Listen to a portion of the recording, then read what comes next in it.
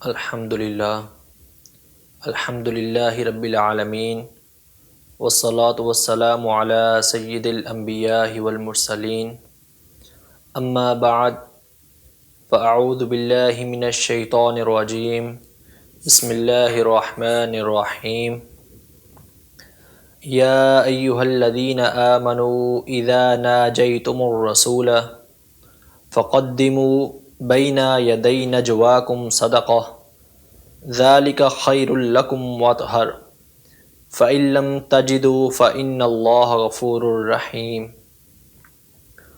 قال رسول اللہ صلی اللہ تعالی علیہ وسلم لعلی من کنت مولاہ فعلی مولاہ صدقت یا رسول اللہ وصدقت یا رب العالمین۔ سامعین ذی وقار اور ناظرین،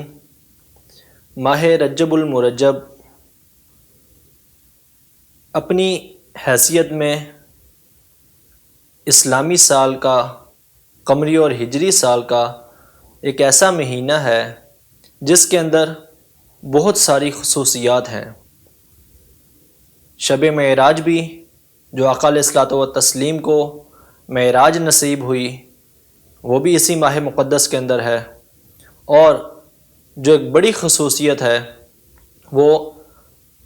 حضرت سیدنا علی بن ابی طالب رضی اللہ تعالی عنہ کا یہ ماہ ولادت ہے۔ مورخین کے نزدیک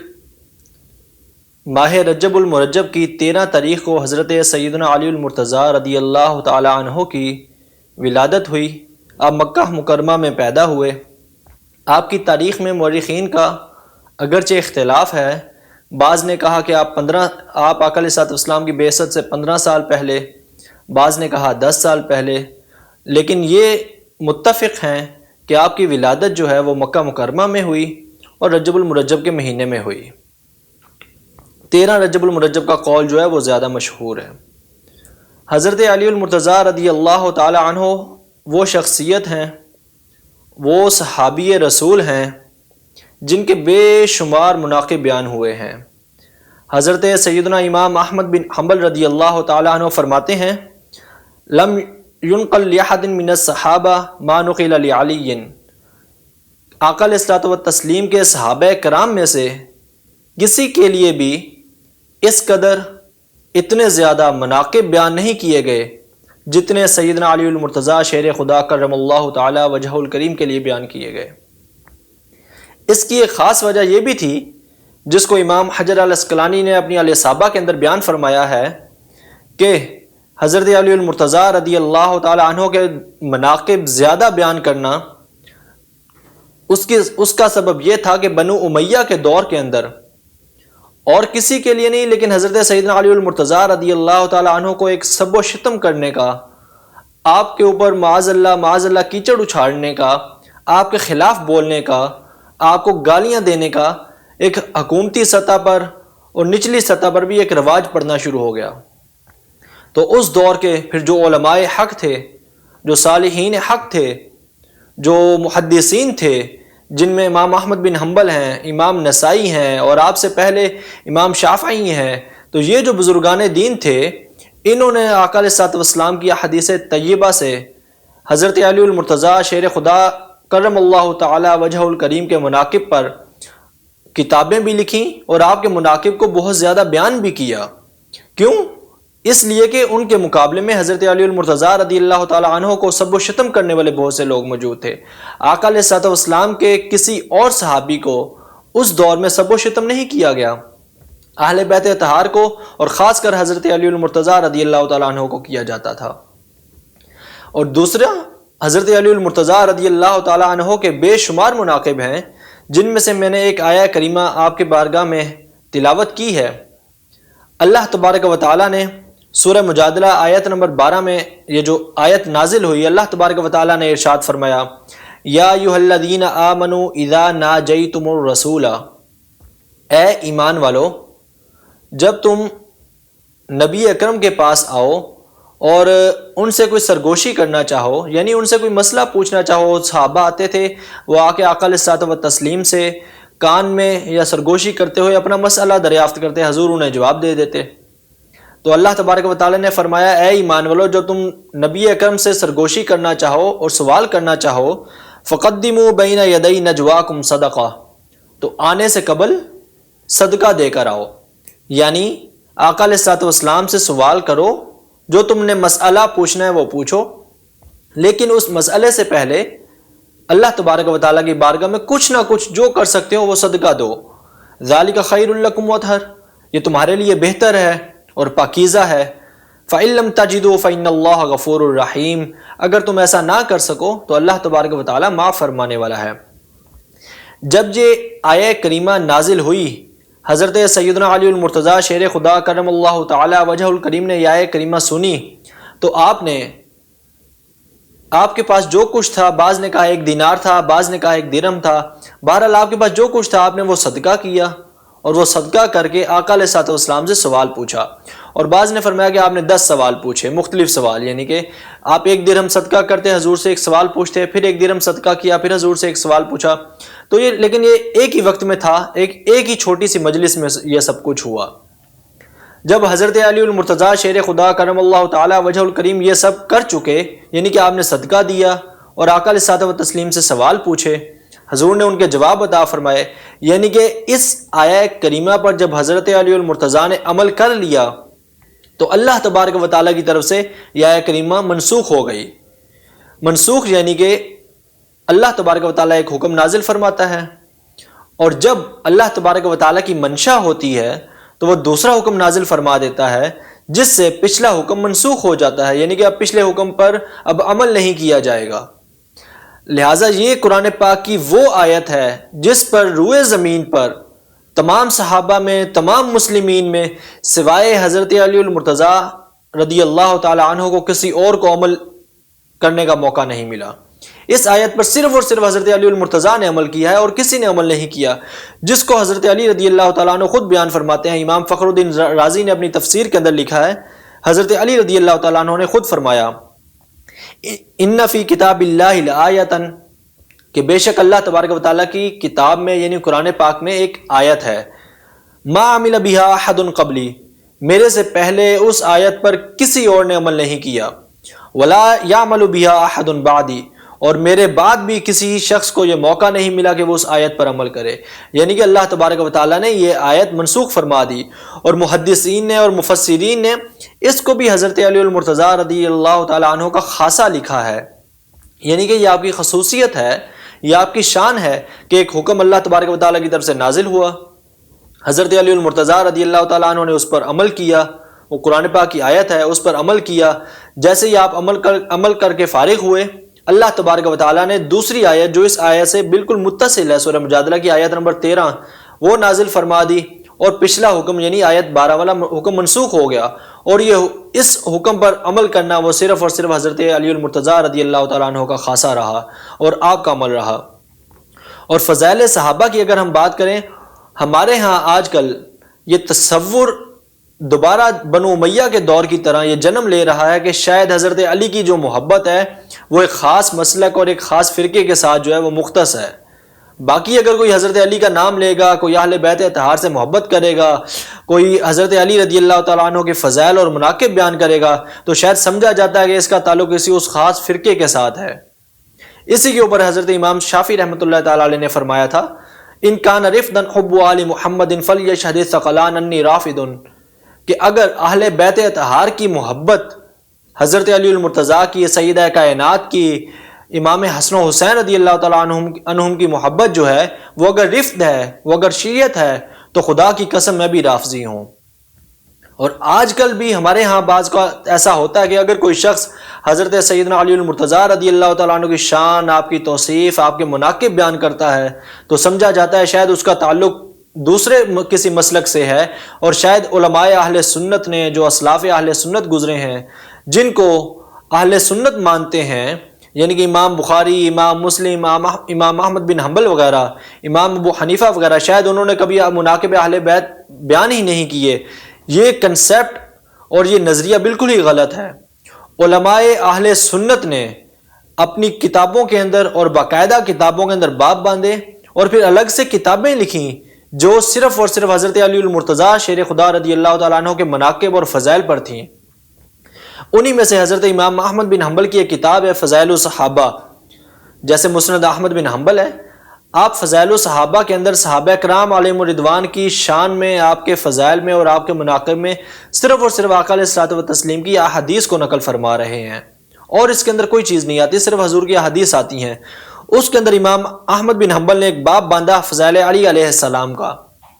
اب یہ امام احمد بن حنبل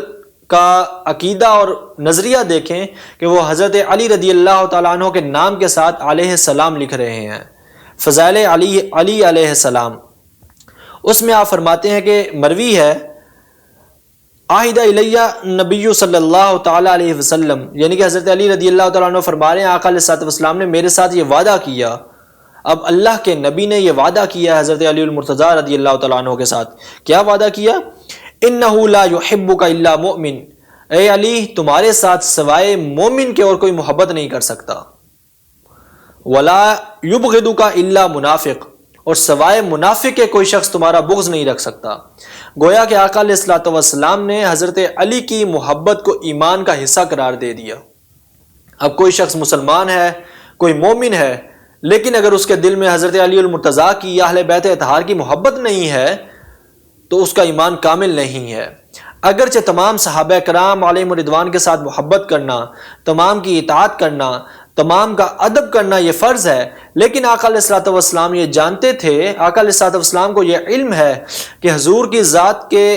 بعد، آقا علیہ الصلوۃ والسلام کے وصال ظاہری کے بعد اہل بیت اطہار پر اور خاص کر حضرت علی المرتضیٰ رضی اللہ تعالیٰ عنہ کو سب و شتم کرنے والا، ان کو برا بھلا کہنے والا ایک پورا گروہ جنم لے لے گا، جن کو خارجی کہا گیا۔ اور آج کل بھی وہ خارجیت کی ہوا ہے جو کہتے ہیں کہ حضرت علی رضی اللہ تعالیٰ عنہ کے مناقب نہ بیان کیے جائیں، جو حضرت علی کے مناقب بیان کرے گا تو معاذ اللہ اس کا تعلق کسی اور فرقے سے ہو جائے گا۔ تو اب امام احمد بن حنبل نے آقا علیہ الصلوۃ والسلام کی حدیث نقل فرمائی، حضور نے فرمایا کہ علی کی محبت جو ہے وہ صرف اور صرف مومن کے دل میں ہوگی، اور امام احمد بن حنبل نے اس حدیث پاک کو نقل کر کے اپنا عقیدہ اور اپنا نظریہ بیان کر دیا۔ گویا امام احمد بن حنبل جو آج پورا عرب اور پورا حجاز حرمین طیبین، وہاں کے جو لوگ ہیں، وہاں کے جو ائمہ ہیں، جو علماء ہیں، وہاں کی جو حکومت ہے، وہ حنبلی المسلک ہے، وہ امام احمد بن حنبل کے پیروکار ہیں، اور امام احمد بن حنبل کا عقیدہ یہ ہے کہ حضرت علی کی محبت جو ہے وہ ایمان کا حصہ ہے۔ اسی طرح حضرت علی المرتضیٰ رضی اللہ تعالیٰ عنہ نے پھر ارشاد فرمایا، خود فرماتے ہیں، یہ بھی امام احمد بن حنبل نے نقل فرمایا کہ محب مفرط و مبغض مفتر،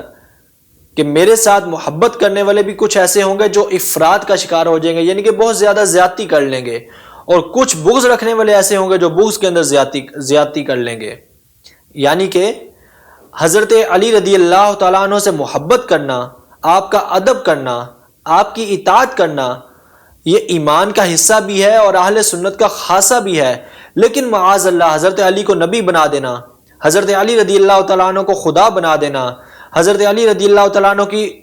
مزار کی طرف یا ان کا تصور کر کے ان کو سجدے کرنا، یہ جتنی چیزیں ہیں ان کے بارے میں حضرت علی نے فرمایا کہ میرے ساتھ محبت کرنے والے کچھ ایسے ہوں گے جو حد کراس کر لیں گے، لیکن کچھ بغض کرنے والے بھی ایسے ہوں گے جو معاذ اللہ یعنی کہ سب و شتم کریں گے، جو میری محبت میں باقی صحابہ کو گالیاں دیں گے یا باقی صحابہ کو برا بھلا کہیں گے۔ تو اس چیز سے حضرت علی المرتضیٰ نے خود منع فرما دیا، یعنی کہ میرے ساتھ محبت بھی کرو لیکن اس کی بھی ایک لمٹ ہے، اور میرے ساتھ بغض بھی نہ رکھو، یہ نہ ہو کہ میری محبت کے اندر تم باقی صحابہ کو گالیاں دیتے پھرو، یا میرے بغض میں یا باقی صحابہ کی محبت میں مجھے گالیاں دیتے پھرو، ایسا نہیں ہونا چاہیے۔ صحابہ کرام علیہم الرضوان تمام برابر ہیں، لیکن حضرت علی المرتضیٰ شیر خدا کو آقا علیہ الصلوۃ والسلام نے خاص فضیلت اور مقام عطا کیا ہے۔ اسی طرح حضرت ام سلمہ رضی اللہ تعالیٰ عنہ راویہ ہیں، آپ فرماتی ہیں کہ آقا علیہ الصلوۃ والسلام نے ارشاد فرمایا، اب چونکہ حضور جانتے تھے کہ آقا علیہ الصلوۃ والسلام کے بعد ایک خارجی گروہ پیدا ہوگا جو حضرت علی کو گالیاں دیا کرے گا معاذ اللہ، تو اب حضور نے خود فرمایا، من سب علی فقط سبنی، جس شخص نے علی کو گالی دی گویا اس نے مجھے گالی دی۔ آقا علیہ الصلوۃ والسلام نے حضرت علی کو اپنی ذات قرار دے دیا اور فرمایا جس نے حضرت علی کو گالی دی اس نے مجھے گالی دی۔ اور حضرت عائشہ صدیقہ رضی اللہ تعالیٰ عنہ مروی ہیں، آپ فرماتی ہیں کہ میں نے دیکھا کہ میرے والد یعنی کہ حضرت سیدنا ابو بکر صدیق رضی اللہ تعالیٰ عنہ، وہ جب مسجد نبوی شریف میں بیٹھے ہوتے ہیں اور آقا علیہ الصلوۃ والسلام تشریف فرما نہیں ہوتے اب حضور تشریف فرما نہیں ہے، حضرت ابوبکر صدیق رضی اللہ تعالیٰ عنہ تشریف فرما ہے، تو ام المومنین حضرت عائشہ صدیقہ بیان فرماتی ہیں کہ میں نے دیکھا کہ حضرت ابوبکر یعنی میرے والد وہ ہر وقت حضرت علی کے چہرے کو دیکھتے رہتے ہیں۔ میں نے پوچھا کہ والد یا ابا بکر آپ کیوں حضرت علی رضی اللہ تعالیٰ عنہ کے چہرے کو ہر وقت دیکھتے ہیں؟ تو اب حضرت ابوبکر صدیق رضی اللہ تعالیٰ عنہ کے الفاظ ہیں، آپ نے فرمایا میں نے آقا علیہ الصلوۃ والسلام سے سنا ہے النظر الی وجہ علی عبادت، یعنی حضرت علی کے چہرے کو دیکھنا بھی یہ عبادت ہے۔ اگرچہ تمام صحابہ آقا علیہ الصلوۃ والسلام کہ تمام صحابہ جو ہیں، تمام عاشقین جو ہیں، بعد میں آنے والے اولیاء جو ہیں، تمام کے چہروں کو دیکھنا بھی اللہ کی عبادت ہے، جس کو آقا علیہ الصلوۃ والسلام نے اپنی باقی احادیث میں بیان فرمایا کہ اولیاء کو دیکھنا، وہ اولیاء جن کو دیکھ کر اللہ یاد آ جائے ان کی زیارت کرنا بھی عبادت ہے، تمام صحابہ کو دیکھنا بھی عبادت ہے۔ لیکن یہ خاصہ بھی حضرت علی المرتضیٰ کا ہے، جو صرف اور صرف آقا علیہ الصلوۃ والسلام نے نام لے کر حضرت علی المرتضیٰ کے لیے ارشاد فرمایا، نام لے کر حضور نے اور کسی کے لیے ارشاد نہیں فرمایا۔ اور اس کے راوی کون ہیں؟ حضرت ابوبکر صدیق رضی اللہ تعالیٰ عنہ بیان کر رہے ہیں، اور راویہ حضرت ام المومنین حضرت عائشہ صدیقہ رضی اللہ تعالیٰ عنہا ہے، اور یہ گھر کی بات ہے۔ آپ فرما رہی ہیں کہ میرے والد نے فرمایا نظر الی وجہ علی عبادت، کہ علی کے چہرے کو دیکھنا بھی عبادت ہے۔ اور پھر وہ حدیث مشہور و معروف کہ مقام غدیر خم کے موقع پر آقا علیہ الصلوۃ والسلام نے حضرت علی المرتضیٰ رضی اللہ تعالیٰ عنہ کا ہاتھ مبارک پکڑا اور کھڑے ہوئے، اور آپ نے فرمایا من کنت مولا فعلی مولا، جس کا میں مولا ہوں اس کا علی مولا ہے، یعنی کہ جو شخص میری ولایت تسلیم کرتا ہے، جو شخص مجھے مددگار مانتا ہے، جو شخص مجھے اپنا مولا مانتا ہے، علی اس کا مولا ہے۔ اور اس موقع پر علامہ ابن تیمیہ نے بھی لکھا ہے کہ حضرت علی المرتضیٰ رضی اللہ تعالیٰ عنہ کی یہ ولایت خاصہ یہ صرف حضرت علی کی زندگی میں مختص نہیں تھی، بلکہ یہ حضرت علی المرتضیٰ کی شہادت کے بعد بھی قیامت تک حضرت علی المرتضیٰ رضی اللہ تعالیٰ عنہ کی ولایت موجود ہے، اور ہر مسلمان اور ہر مومن پر حضرت علی رضی اللہ تعالیٰ عنہ کو مولا ماننا یہ فرض ہے، کیونکہ آقا علیہ الصلوۃ والسلام نے فرما دیا جو حضرت علی المرتضیٰ کی مولایت کا انکار کرے گا، جو آپ کی ولایت کا انکار کرے گا، گویا وہ آقا علیہ الصلوۃ والسلام کی ولایت اور مولایت کا انکار کرے گا۔ ناظرین چلتے ہیں صحیح مسلم شریف کی طرف۔ میرے سامنے امام مسلم یہ بھی اہل سنہ امام ہے، جن کا امام بخاری کے بعد درجہ ہے، دوسرا درجہ ہے حدیث پاک میں۔ آپ نے باب باندھا ہے، باب من فضائل علی ابن ابی طالب رضی اللہ تعالی عنہ، یعنی کہ حضرت علی المرتضیٰ رضی اللہ تعالیٰ عنہ کے مناقب میں آپ نے حدیث اکٹھی کی ہیں۔ اور آپ نے جو پہلی حدیث نقل فرمائی ہے، آپ فرماتے ہیں کہ ان سعد بن ابی وقاص رضی اللہ تعالیٰ عنہ عن ابیہ قال قال رسول اللہ صلی اللہ علیہ وسلم لعلی، حضرت سعد بن ابی وقاص فرما رہے ہیں کہ آقا علیہ الصلوۃ والسلام نے حضرت علی المرتضیٰ شیر خدا کے ارشاد فرمایا انت منی بمنزلۃ ہارون من موسیٰ، اے علی تم میرے لیے وہی مقام وہی منزلت رکھتے ہو جو ہارون کو موسیٰ علیہ السلام سے تھی۔ ہارون علیہ السلام بھی نبی تھے، تو آگے کیا فرمایا الا انہ لا نبی بعدی، صرف فرق یہ ہے کہ ہارون علیہ السلام موسیٰ علیہ السلام کی وفات کے بعد آپ نبی بن گئے تھے، میرے بعد نبی کوئی نہیں آئے گا، لیکن میرے لیے تمہاری مقام، تمہارا منزلت اور تمہاری حیثیت وہی ہے جو ہارون علیہ السلام کی حضرت موسیٰ علیہ السلام کے ساتھ تھی، جو ان کا آپس کا تعلق تھا وہی تعلق میرا اور تمہارا ہے۔ اور یہی حدیث آپ ایک دوسرے الفاظ کے ساتھ بیان کرتے ہیں کہ ایک غزوے کے موقع پر آقا علیہ الصلوۃ والسلام نے حضرت علی المرتضیٰ رضی اللہ تعالیٰ عنہ کو مدینہ منورہ میں چھوڑا، اور آپ نے فرمایا کہ تم بچوں اور عورتوں کے پاس رہو۔ یہ غزوہ تبوک تھا، تو حضرت علی رضی اللہ تعالیٰ عنہ نے عرض کی یا رسول اللہ صلی اللہ علیہ وسلم آپ غزوہ پر جا رہے ہیں، جہاد کے لیے جا رہے ہیں جو ایک افضل ترین عبادت ہے، اور آپ مجھے بچوں اور عورتوں کے پاس چھوڑ کر جا رہے ہیں۔ تو آگے آقا علیہ الصلوۃ والسلام نے ارشاد فرمایا اما ترضی ان تکون منی بمنزلۃ ہارون من موسیٰ، اے علی کیا تم اس بات پر راضی نہیں ہو کہ تمہارا مقام، تمہاری منزلت، تمہاری شان اتنی ہو جتنی ہارون علیہ السلام کی موسیٰ علیہ السلام کے بعد تھی؟ اور لیکن غیر انہ لا نبی بعدی، ہارون علیہ السلام نبی بن گئے تھے، میرے بعد نبی کوئی نہیں آئے گا۔ اور اس کے بعد ایک طویل حدیث ہے جس کو روایت کرتے ہیں کہ بنو امیہ کے دور میں، جیسا کہ ہم نے پہلے عرض کیا کہ محدثین نے حضرت علی المرتضیٰ کے زیادہ مناقب کیوں بیان کیے، اب یہ امام مسلم رحمۃ اللہ تعالی علیہ باقاعدہ ایک حدیث لکھ رہے ہیں۔ حدیث کی کتاب میں لکھ رہے ہیں، اہل سنت امام ہیں، کہ بنو امیہ میں سے ایک نے حکم دیا حضرت سعد کو کہ آپ حضرت علی کو گالیاں دیں، سب و شتم کریں، الفاظ بیان کیے کہ ما منع کان تسب ابا تراب، تمہیں کس چیز کی رکاوٹ ہے کہ تم ابو تراب کو یعنی کہ حضرت علی المرتضیٰ کو گالیاں نہیں دیتے۔ اب وہ حضرت سعد بیان فرما رہے ہیں، اما ما ذکرت ثلاثا، کہ 3 چیزیں ہیں جو میں نے آقا علیہ الصلوۃ والسلام سے سنی ہیں، خدا کی قسم اگر ان چیزوں میں سے 3 چیزوں میں سے کوئی ایک بھی حضور نے میرے لیے ارشاد فرمائی ہوتی تو میرے لیے وہ ایک آقا علیہ الصلوۃ والسلام کا قول مبارک سرخ اونٹوں سے زیادہ قیمت رکھتا۔ اب سرخ اونٹ بہت نایاب ہے، اور حضرت سعد فرما رہے ہیں کہ اگر حضور نے جو حضرت علی المرتضیٰ کو 3 باتیں ارشاد فرمائی ہیں ان تینوں میں سے کوئی ایک مجھے کہی ہوتی نا تو میرے لیے وہ ایک قول 3 سرخ اونٹوں سے زیادہ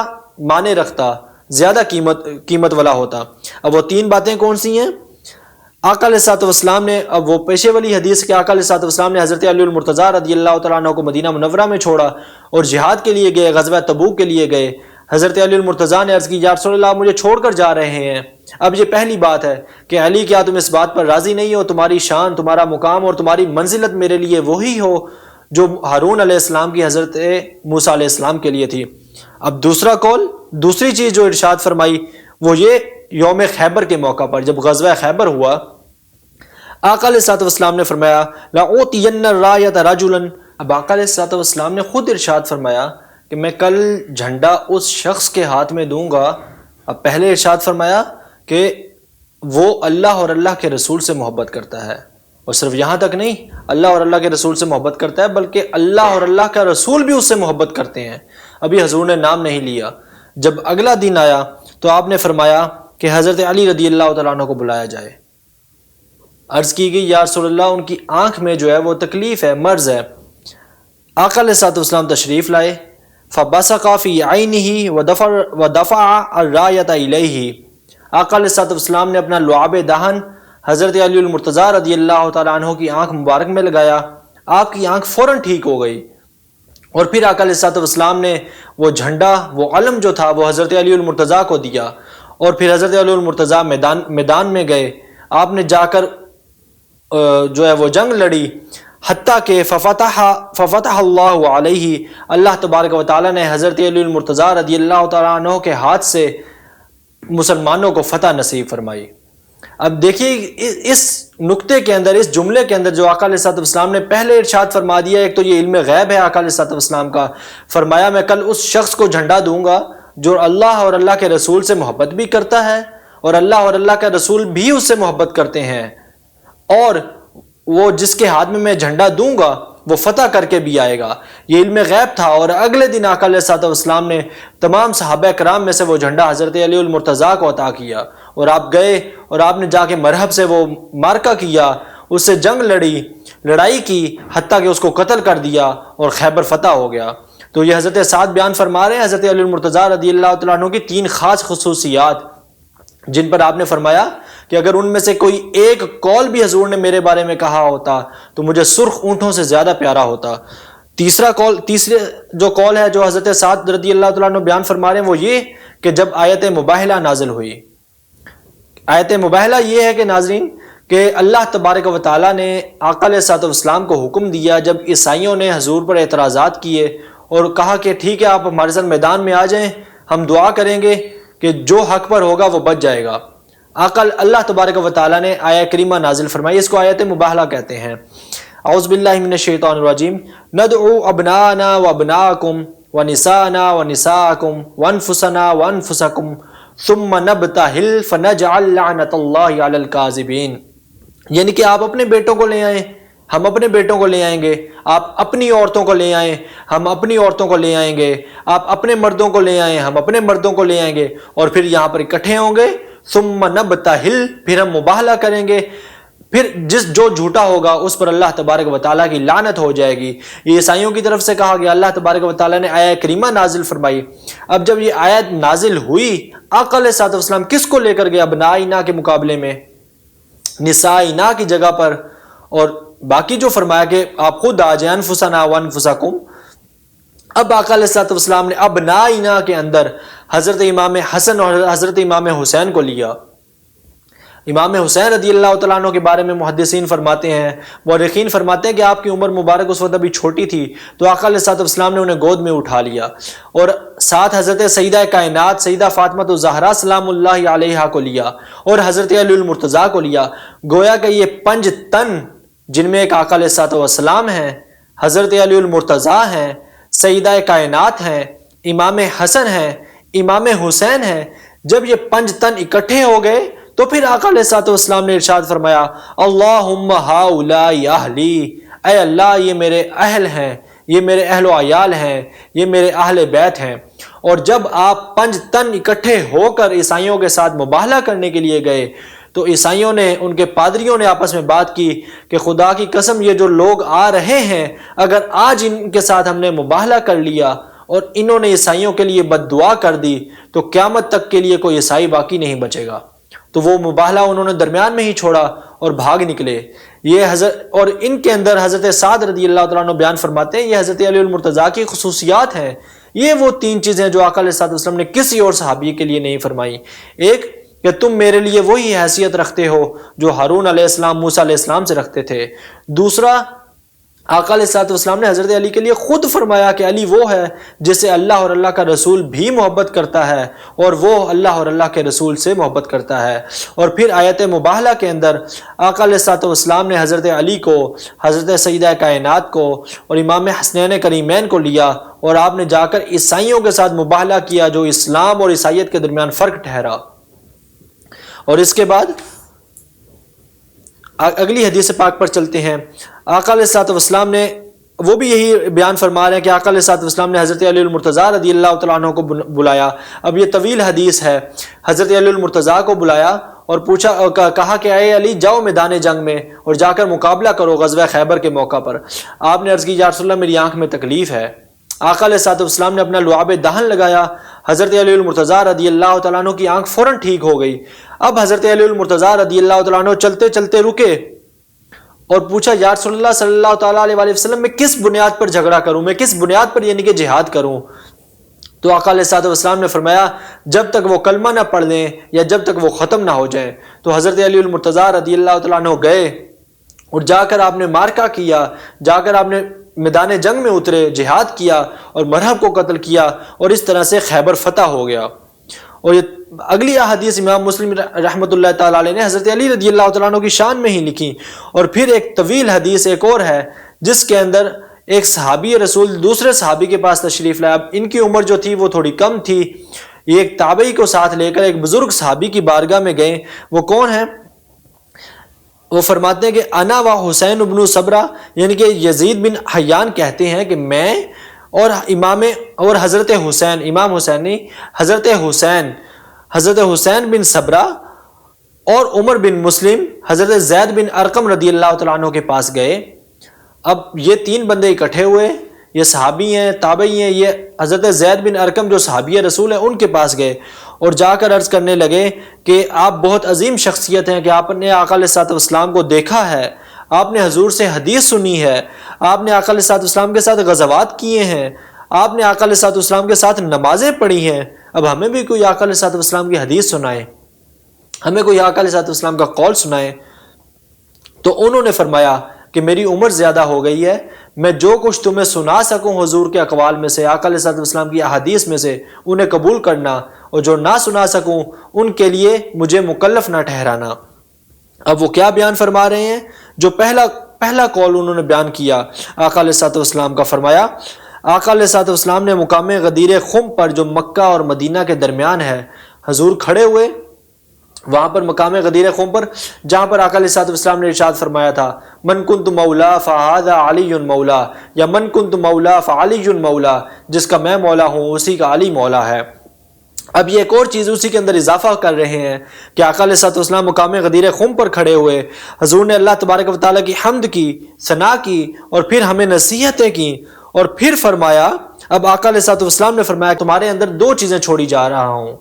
یعنی کہ میرے وصال ظاہری کے بعد تمہارے پاس 2 چیزیں ہوں گی۔ آقا علیہ الصلوۃ والسلام نے ارشاد فرمایا وَأَنَا تَارِكٌ فِيكُمْ ثَقَلَيْنِ، میں تمہارے اندر 2 چیزیں چھوڑ کے جا رہا ہوں۔ اولہما کتاب اللہ فیہ الہدی والنور، ایک اللہ تبارک و تعالیٰ کی کتاب یعنی قرآن پاک ہے، اس کے اندر ہدایت بھی ہے اور نور بھی ہے۔ اور پھر فرمایا فخذوا بکتاب اللہ، اللہ تبارک و تعالیٰ کی کتاب کو مضبوطی سے تھام لو، یعنی کہ اس پر عمل پیرا ہو جاؤ، جو کچھ قرآن پاک میں ہے اس پر عمل کرو۔ اور پھر دوسری چیز جو امام مسلم نے حدیث نقل کی ہے، آپ نے فرمایا وَأَهْلُ بَيْتِي وَأُذَكِّرُكُمُ اللَّهُ فِي أَهْلِ بَيْتِي، اور دوسری چیز میرے اہل بیت اطہار ہیں۔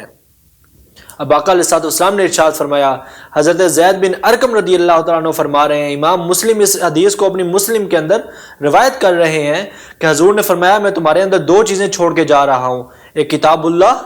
قرآن پاک، اور دوسرے میرے اہل بیت اطہار، یعنی کہ قرآن پر عمل کرنا، قرآن کو مضبوطی سے تھامنا، قرآن کو پڑھنا، لیکن میرے اہل بیت اطہار کی محبت کے بغیر نہ پڑھنا، میرے اہل بیت سے محبت رکھنا، میرے اہل بیت کی بھی اطاعت کرنا، جس طرح میرے اہل بیت اطہار نے قرآن پر عمل کیا ہے اس طرح سے عمل کرنا، ان کے نقش قدم پر چلتے ہوئے قرآن پاک کو مضبوطی سے تھامنا۔ اب حضور نے فرمایا اذکرکم اللہ فی اہل بیتی، میں تمہیں اللہ کا خوف دلاتا ہوں اپنے اہل بیت کے بارے میں، میں تمہیں اللہ کا خوف دلاتا ہوں اپنے اہل بیت کے بارے میں۔ اور پھر تیسری دفعہ فرمایا میں تمہیں اللہ کا خوف دلاتا ہوں اپنے اہل بیت کے بارے میں، کہ آقا علیہ الصلوۃ والسلام جانتے تھے، حضور کو یہ علم تھا کہ آقا علیہ الصلوۃ والسلام کے بعد کچھ لوگ ایسے آئیں گے جو خارجی کہلائیں گے یا بنو امیہ میں سے ہوں گے، جو آقا علیہ الصلوۃ والسلام کے اہل بیت اطہار سے محبت نہیں رکھیں گے، ان سے بغض رکھیں گے، انہیں سب و شتم کریں گے۔ اور یہی خارجیت آج ہمارے دور کے اندر بھی جنم لے رہی ہے کہ جو اہل بیت اطہار کی محبت سے دور ہوتی جا رہی ہے۔ اور حضور فرما رہے ہیں اذکرکم اللہ فی اہل بیتی، میرے اہل بیت اطہار کے بارے میں میں تمہیں اللہ کا خوف دلاتا ہوں کہ ان کے ساتھ محبت کرنا۔ اب وہ صحابی جو صحابہ اور تابع جو گئے ہیں حضرت زید بن ارقم کے پاس، اب وہ عرض کرتے ہیں نساؤہ من اہل بیتہ، کیا آقا علیہ الصلوۃ والسلام کی ازواج، حضور کی جو بیویاں ہیں، ازواج مطہرات ہیں، کیا وہ بھی اہل بیت میں شامل ہیں؟ اب حضرت زید بن ارقم کا جواب ہے، وہ فرماتے ہیں نساؤہ من اہل بیتی، ہاں حضور کی ازواج جو ہیں وہ اہل بیت اطہار میں سے ہیں، ان کا انکار نہیں ہے، ان کا شک ہی کوئی نہیں کہ جب آیت کریمہ نازل ہوئی گھر والا کون ہوتا ہے؟ گھر والے سب سے پہلے بیوی ہوتی ہے، زوجہ ہوتی ہے، پھر اولاد آتی ہے۔ اب ان کے بارے میں تو شک تھا ہی نہیں، گمان ہی نہیں تھا کہ ازواج مطہرات کو کوئی اہل بیت میں سے نکالے گا، لیکن پنجتن کے بارے میں سیدہ کائنات حضرت سیدنا علی المرتضیٰ، امام حسن و حسین رضی اللہ تعالیٰ عنہما کے بارے میں تو یہ تھا کہ ان کے بارے میں لوگ آئیں گے جو ان کو میرے اہل بیت میں سے نکالیں گے۔ تو اب وہ صحابی خود فرما رہے ہیں کہ حضور کی ازواج تو ہیں اہل بیت کے اندر، لیکن اہل بیت وہ بھی ہیں جن پر صدقہ حرام کر دیا گیا، یعنی کہ حضرت علی المرتضیٰ رضی اللہ تعالیٰ عنہ کی اولاد، حضرت عقیل رضی اللہ تعالیٰ عنہ کی اولاد، حضرت جعفر اور حضرت عباس رضی اللہ تعالیٰ عنہ کی اولاد، اور فرمایا یہ تمام اہل بیت ہیں۔ لیکن خاص کس کو کر دیا؟ حضرت علی المرتضیٰ رضی اللہ تعالیٰ عنہ کا ذکر بھی سب سے پہلے کیا، اور اہل بیت اطہار کا ذکر بھی پہلے کیا۔ اور پھر وہ حدیث پاک کہ آقا علیہ الصلوۃ والسلام نے آیت مباہلہ کے موقع پر خود ارشاد فرمایا اللہم ہؤلاء اہلی، کہ اے اللہ یہ میرے اہل و عیال ہیں، یہ میرے اہل بیت والے ہیں۔ اور جب وہ آیت پاک نازل ہوئی جس میں اللہ تبارک و تعالیٰ نے ارشاد فرمایا انما یرید اللہ لیذھب عنکم الرجس اہل البیت ویطہرکم تطہیرا، اب یہ آیہ کریمہ گھر کی ہے، گھر میں نازل ہوئی ہے، اس کی پہلی راویہ حضرت عائشہ صدیقہ رضی اللہ تعالیٰ عنہا ہے۔ اب یہ گھر کی بات ہے، اب وہ فرما رہی ہیں کہ آقا علیہ الصلوۃ والسلام تشریف فرما ہیں،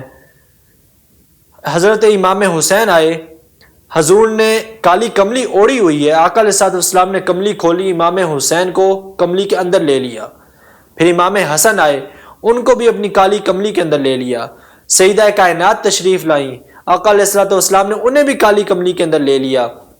پھر حضرت علی المرتضیٰ تشریف لائے، حضور نے انہیں بھی کالی کملی کے اندر لے لیا۔ جب یہ 5 تن جمع ہو گئے تو پھر آقا علیہ الصلوۃ والسلام نے ارشاد فرمایا اللہم ہؤلاء اہل بیتی، اے اللہ یہ میرے اہل بیت ہیں، اے اللہ یہ میرے اہل بیت ہیں۔ اب ازواج مطہرات کے بارے میں تو شک نہیں تھا، کوئی شک پیدا کر بھی نہیں سکتا تھا، کوئی گمان بھی نہیں تھا کہ انہیں کوئی اہل بیت اطہار میں سے نکالے گا، لیکن چونکہ اہل بیت جو 5 تن پاک ہیں، امام حسن و حسین ہیں اور حضرت علی المرتضیٰ ہیں، ان کے بارے میں خارجی فتنے نے جنم لینا تھا، جنہوں نے ان کو گالیاں دینی تھی، ان کو شہید کرنا تھا، تو ان کو خبردار کرنے کے لیے آقا علیہ الصلوۃ والسلام نے ارشاد فرمایا کہ یہ بھی میرے اہل بیت میں ہیں، یہ میرے اہل بیت اطہار میں سے ہیں۔ اور اسی طرح آقا علیہ الصلوۃ والسلام نے، اس سے اگلی حدیث پاک میں بھی ہے کہ آقا علیہ الصلوۃ والسلام نے فرمایا میں تمہارے اندر دو چیزیں چھوڑ کے جا رہا ہوں، ان کے بارے میں اللہ تبارک و تعالیٰ سے ڈرنا، خوف رکھنا اور ان کو مضبوطی سے تھامنا۔ پہلی چیز قرآن، اس کو مضبوطی سے تھامنا، اس پر عمل کرنا، اور دوسری چیز میرے اہل بیت اطہار، کہ ان کی محبت تمہارے دلوں سے نہ نکلے۔ قرآن پر عمل کرنا لیکن اہل بیت اطہار کی محبت میں چل کر۔ آخری حدیث ہے کہ یہ بھی جب مروان کی حکومت تھی، بنو امیہ کی حکومت تھی، تو مروان نے کسی شخص کو مدینہ منورہ کا گورنر لگایا، تو اس نے حضرت سہل بن سعد رضی اللہ تعالیٰ عنہ کو کہا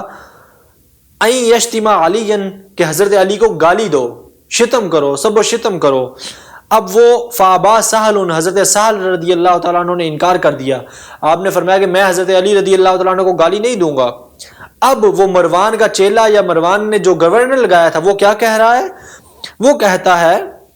کہ اب اس نے معاذ اللہ بولا لعن اللہ ابا تراب، معاذ اللہ ثم معاذ اللہ، وہ اس نے کہا کہ ابو تراب پر اللہ کی لعنت ہو، یعنی کہ اس نے حضرت علی رضی اللہ تعالیٰ عنہ پر لعنت کی۔ اس کے جواب میں حضرت سہل رضی اللہ تعالیٰ عنہ نے فرمایا ما کان لعلی اسم احب الیہ من ابی تراب، حضرت علی رضی اللہ تعالیٰ عنہ کو ابو تراب سے زیادہ کوئی نام پسند نہیں تھا۔ جب آپ کی ولادت ہوئی آپ کا نام آپ کی والدہ نے اسد رکھا، بعد میں آپ کا نام علی رکھا گیا، آپ علی کے نام سے مشہور ہوئے، اور پھر آپ کو آقا علیہ الصلوۃ والسلام نے یہ کنیت، یہ لقب دیا ابو تراب کا۔ تو حضرت سہل فرما رہے ہیں کہ حضرت علی المرتضیٰ کو ابو تراب سے بڑھ کر کوئی اور لقب جو ہے یا کوئی اور نام جو ہے وہ زیادہ پیارا نہیں تھا۔ اور یہ نام کیسے پڑا آقا علیہ حضرت علی المرتضیٰ رضی اللہ تعالیٰ عنہ کا؟ وہ فرماتے ہیں جا رسول اللہ صلی اللہ علیہ وسلم بیت فاطمہ، آقا علیہ الصلوۃ والسلام سیدہ کائنات کے گھر، اپنی شہزادی کے گھر تشریف لائے، اور فرمایا حضرت علی کو گھر میں نہیں دیکھا، تو پوچھا اے فاطمہ تمہارا چچا زاد کہاں ہے؟ یعنی حضرت علی المرتضیٰ رضی اللہ تعالیٰ عنہ کے بارے میں پوچھا کہ وہ کہاں ہے۔ اب سیدہ کائنات نے فرمایا کان بینی و بینہ شیء، کہ میرے اور حضرت علی کے درمیان کوئی بات ہو گئی تھی، جو کوئی گھریلو جھگڑا، کوئی ناچاکی آ گئی تھی، تو وہ گھر کے سے گئے، فلم یقل عندی، انہوں نے میرے پاس دوپہر کا کھانا کھانے کے بعد قیلولہ بھی نہیں کیا، یعنی کہ وہ کھانا کھایا اور وہ گھر سے چلے گئے۔ آقا علیہ الصلوۃ والسلام نے ایک شخص کو کہا کہ انظر اینہ ہوا، کہ جاؤ اور حضرت علی کو جا کے ڈھونڈو، دیکھو وہ کہاں ہے، علی کہاں ہے۔ اس شخص نے آ کر جواب دیا یا رسول اللہ صلی اللہ علیہ وسلم ہوا فی المسجد راقد، وہ مسجد کے اندر سوئے ہوئے ہیں۔ اب وہ گئے، حضرت علی کو دیکھا، آپ مسجد کے اندر سوئے ہوئے تھے۔ آقا علیہ الصلوۃ والسلام تشریف لائے، وہو مضطجع، حضرت علی رضی اللہ تعالیٰ عنہ مسجد نبوی شریف کے اندر لیٹے ہوئے تھے اور سوئے ہوئے تھے۔ آقا علیہ الصلوۃ والسلام نے ان کو کھڑا کیا اور دیکھا ان کی چادر حضرت علی رضی اللہ تعالیٰ عنہ کی ایک طرف سے سرکی ہوئی تھی اور آپ کے جسم پر مٹی لگی تھی۔ آقا علیہ الصلوۃ والسلام اب حضرت علی رضی اللہ تعالیٰ عنہ کو ہاتھ پکڑ کے کھڑا کیا، اور حضور انہیں کھڑا کر رہے تھے اور اپنے ہاتھ سے حضرت علی رضی اللہ تعالیٰ عنہ کے جسم پر لگی ہوئی مٹی بھی اتار رہے تھے اور فرما رہے تھے قم ابا تراب، قم ابا تراب، اے ابو تراب کھڑے ہو جاؤ، اے ابو تراب کھڑے ہو جاؤ۔ اب یہ آقا علیہ الصلوۃ والسلام کی حضرت علی المرتضیٰ کے لیے محبت ہے، اور حضرت علی المرتضیٰ کی محبت کیا ہے کہ آپ کو جب ابو تراب کا لقب ملا تو حضرت علی رضی اللہ تعالیٰ عنہ کو پھر جب کوئی علی کے نام سے پکارتا، کوئی علی کے نام سے بلاتا، تو آپ کو اتنی خوشی نہ ہوتی۔ جب کوئی آپ کو ابو تراب کے نام سے بلاتا تو حضرت علی المرتضیٰ رضی اللہ تعالیٰ عنہ کو زیادہ خوشی ہوتی، آپ کو زیادہ اچھا لگتا کہ آپ کو ابو تراب کے نام سے بلائے۔ حضرت علی رضی اللہ تعالیٰ عنہ کے اگر مناقب بیان کرنے بیٹھے تو ان کی کوئی حد نہیں ہے۔ امام نسائی رحمۃ اللہ تعالیٰ علیہ نے ایک باقاعدہ ضخیم کتاب لکھ دی خصائص علی المرتضیٰ پر۔ علامہ ابن تیمیہ کے بے شمار اقوال ہیں، امام احمد بن حنبل نے، امام حجر العسقلانی نے اپنی الاصابہ کے اندر، اور محدثین نے، مورخین نے، مفسرین نے اہل بیت اطہار کے اور خاص کر خارجی فتنے کے جواب میں حضرت علی المرتضیٰ رضی اللہ تعالیٰ عنہ کی شان بیان کی۔ آج بھی یہ چیز ضروری ہے کہ جب خارجی فتنہ جنم لے رہا ہے، کہ جب وہ لوگ کھڑے ہو رہے ہیں کہ جو حضرت علی کی محبت کے خلاف ہیں، جن کے دلوں میں اہل بیت اطہار کی محبت نہیں ہے، جو یہ سمجھتے ہیں کہ حضرت علی کی محبت جو ہے وہ معاذ اللہ ایمان سے باہر ہے، علی کی محبت نہیں رکھنی چاہیے، تو آج اس دور میں بھی حضرت علی رضی اللہ تعالیٰ عنہ کے مناقب احادیث صحیحہ کی روشنی میں، قرآن پاک کی روشنی میں پہلے سے زیادہ بیان کرنے کا ضروری ہے، تاکہ عوام الناس کو، لوگوں کو یہ علم ہو کہ حضرت علی رضی اللہ تعالیٰ عنہ کی محبت، حضرت علی رضی اللہ تعالیٰ عنہ کی اطاعت یہ عین ایمان ہے، جس کو صحابہ کرام علیہم الرضوان نے خود بیان فرمایا۔ امام احمد بن حنبل نے حضرت ابوبکر صدیق رضی اللہ تعالیٰ عنہ کا قول نقل فرمایا کہ آپ نے فرمایا کہ اے لوگو، آقا علیہ الصلوۃ والسلام کے اہل بیت اطہار کے ساتھ محبت رکھو اور مودت رکھو حضور کے اہل بیت اطہار کے ساتھ۔ اللہ تبارک و تعالیٰ سے دعا ہے کہ اللہ تبارک و تعالیٰ ہمیں اہل بیت اطہار کی، حضرت علی المرتضیٰ کی، تمام صحابہ کرام کی، خلفۂ راشدین کی اور آقا علیہ الصلوۃ والسلام کی اطاعت، محبت اور عشق اور مودت عطا فرمائے۔ وآخر دعوانا ان الحمد للہ رب العالمین۔